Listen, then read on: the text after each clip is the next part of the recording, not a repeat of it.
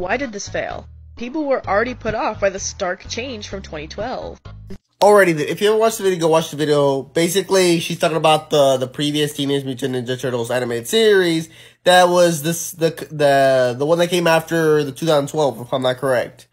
And she basically talks about, like, why did it fail? Even though it didn't really fail, it was more like it did its job, it was somewhat successful, and they stopped because it just felt like the audience wasn't really caring or paying attention or focusing about them anymore. Even though supposedly the movie was good, even though I never watched it, even though I've only watched like 1 or 2 episodes, like I tried to give it a shot and it just wasn't for me. Like, I'm sorry. For me, that is my opinion. Not the worst, but the weirdest and just not my version of the Turtles. Like, it's my least favorite. It's fine if you loved it, if you enjoyed it, if you had a blast watching it, that's fine. I have no problem. But for me, when I watched it, if for some reason, and you could completely disagree with what I'm going to say, but it just felt like a parody of the Teenage Mutant Ninja Turtle concept. You know, I just felt like for me, the reason it didn't click is because I just couldn't connect with the characters. The versions of Donnie, Raph, Mikey, Leo,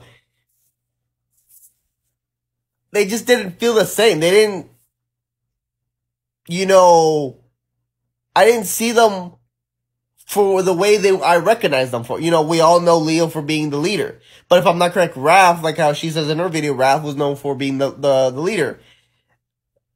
I can understand that because he's the older one. That would have made sense. Like, maybe if they started with him, stuff like that.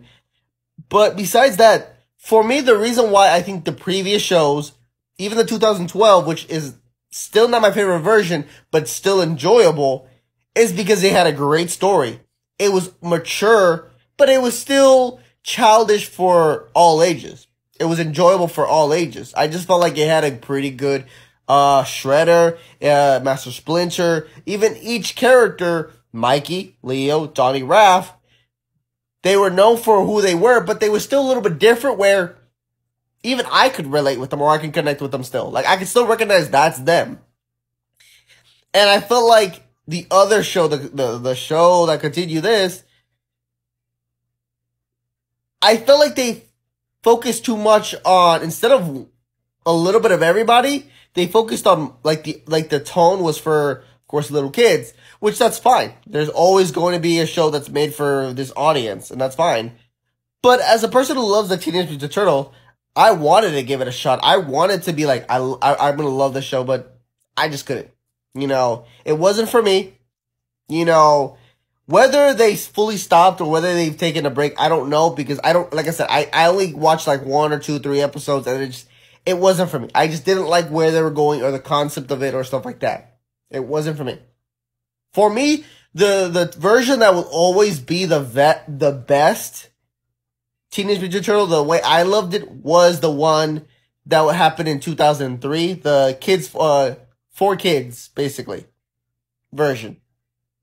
I felt like that one was the one that got me into the Turtles more because it reminded me of the 90s, but it felt like a modernized version of it.